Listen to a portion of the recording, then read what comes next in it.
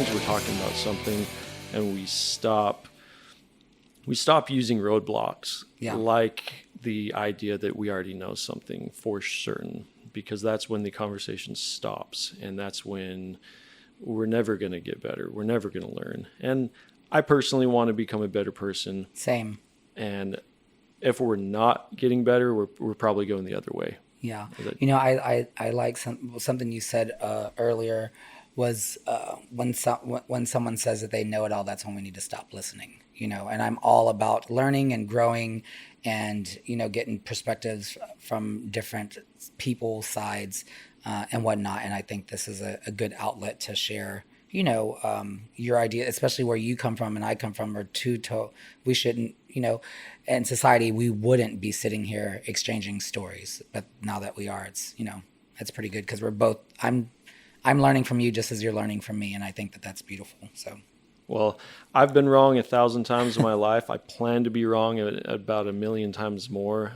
But when I'm wrong, hopefully people will tell me, or at least try to explain it to me. Because that's the hard part. Is it's just how we say things. A word is so powerful when spoken, but when you, especially anyone who's spoken more than one language, you very quickly realize that words are dangerous, because I could say something and you're going to hear it in a very different way. Yeah. I mean, going back to, homophobia, I was dating a girl back in college, and it's that age-old thing where people be like, oh, that's so gay. Well, I said that, and she flipped out on me. And I said, calm down. It's not a big deal. She's like, actually, it is a big deal. It's a big deal because if my brother heard you that, he'd be heartbroken. He loves you. And I'm like, well, I like him too. I know he's gay. It's not what it means.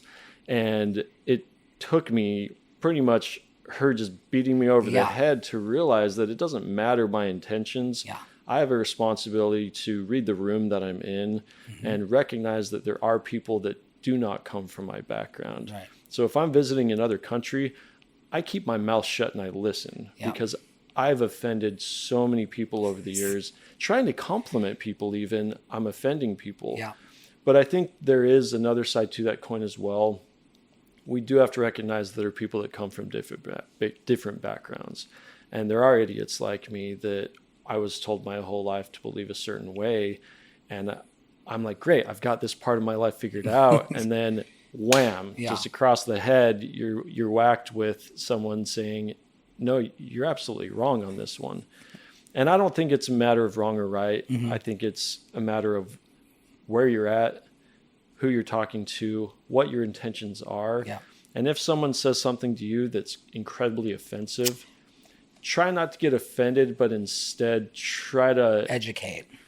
Well, educate, but first ask, what do you mean by that? Yeah. And maybe they'll say, oh, what I meant by that was this, this, this. And you're like, okay, just so you know, I was incredibly offended by what you just said. And here's why. Now I don't hate you now because you explained yourself, but if you don't have a conversation about it, how are you? It ends at hate. Yeah. That's why memes they're great entertainment, but don't use them as education. They're very don't use them as facts. Yeah. I personally, when people use, words when they'll say that's so gay, or they'll call someone, the R word or use the N word loosely. I'm like, I don't like that. Don't call me, people call me that. And even like my black friends, I have family that's black, and I'm like, I don't care that you use that word. Don't call me that. I don't like it, And I also have special needs people in my family, so calling someone the R word is highly offensive. And if I care about someone enough and they use that word, I'm like, please don't say that. Like, first of all, you look stupid, and I'm offended. So, and that's how I mean by educate. And like my family, they'll use it too, and it's very cringy to me. And I'm like, please don't say that. But now they'll be like, oh shit, I'm sorry, you don't like that word. And I'm like, yeah. And eventually it'll be instilled into your head, and you won't like it or use it. Just like you said, by seeing what they mean, but people use words like that so loosely, but they hit different. You're like, when you said that's not what that means, and you're like, that's not what that means to you, but to someone else, it has a very negative meaning. So. Yeah, and I I swear a lot. I enjoy it. I Yeah, think it's me too. incredibly fun. It gives some flavor to stuff. Yeah. People in some walks of life don't trust you unless you swear, right? Yeah. They think you're too Yeah. straight laced. So I was just at Easter with my family, and my aunt had just said something. And these are older Mexican ladies, and they don't put up with any disrespect or anything like that.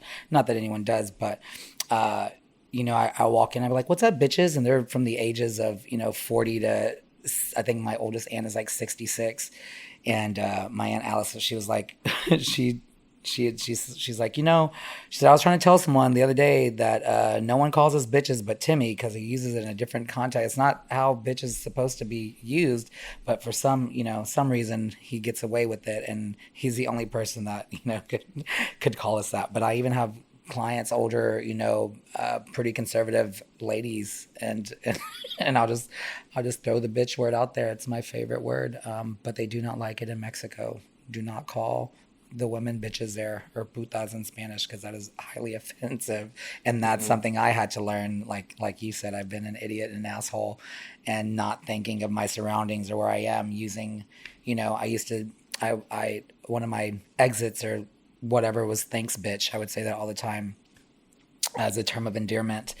And so when I was in Mexico, the lady was giving me a pedicure and whatever, and when I left, I was like, gracias putas. Oh no. And silence, and everyone turned and looked at me, and I was like, did I not say that right? Or and then my friend Flora was like, Timmy, that is so offensive. I'm like, I don't know. This is my first time in Mexico. I'm like 18.